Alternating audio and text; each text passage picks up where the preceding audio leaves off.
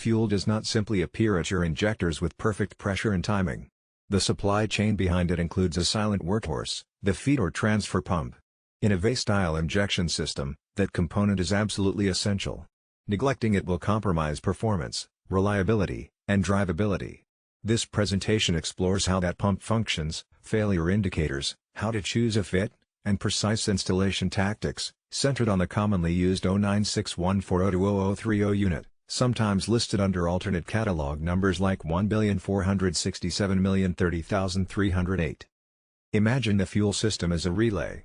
The tank passes fuel to a low-pressure pump, that pump pushes to a high-pressure unit, then injectors deliver to cylinders. The feed pump occupies a critical middle position. Its role: draw fuel from the tank, maintain steady pressure and flow, and supply the injection pump without letting suction collapse, cavitation, or vapor formation disrupt the flow. If that supply struggles, everything downstream suffers. Internally, despite seeming simple, the feed pump is a precision device. Its drive mechanism might engage via the camshaft, a gear train, or an eccentric coupling. Inside, vanes, pistons, or sliding elements trap fuel and push it forward. This demands extremely fine internal clearances, minimal leakage, smooth surfaces, and durable materials. The pump must respond to varying loads, from near-zero demand at idle to surging demand in full throttle, while resisting cavitation, vapor lock, and temperature stresses. Turning to 09614020030, this pump is a common choice in many VE injection systems. Yet correct replacement demands more than copying a part number.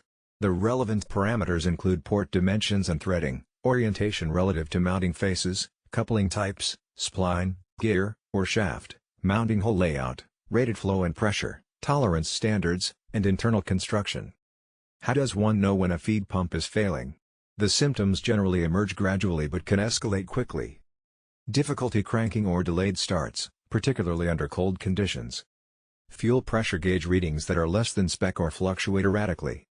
Surging, hesitation, or stalling during throttle changes.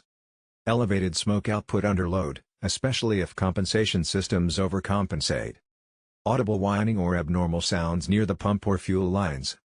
Because fuel delivery involves multiple components, filters, hoses, injectors, failures in the feed pump are often misinterpreted as downstream issues. Diagnosing properly is critical. When selecting a replacement, matching 09614020030 is a start, but compatibility is what matters. Key attributes to compare: inlet and outlet port diameters, thread types, and port orientation. Coupling interface, gear, spline, eccentric, etc. Mounting bolt pattern and physical footprint. Flow capacity and pressure rating. Internal build quality, tolerances, and materials. A pump that looks nearly identical but differs slightly in one dimension or tolerance can underperform, allow leakage, or fail prematurely. Installing a replacement requires careful methodology. Avoid running the pump dry, priming is essential.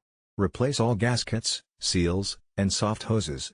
Ensure mating surfaces are flat and clean. Use correct torque values and follow the tightening sequence to prevent distortion and leaks. After installation, monitor fuel pressure across different RPM bands, idle, mid-throttle, and full throttle, and listen for irregularities. Often, 1,467,030,308 is just an alternate catalog reference to the same unit as 09614020030, depending on region or part supplier.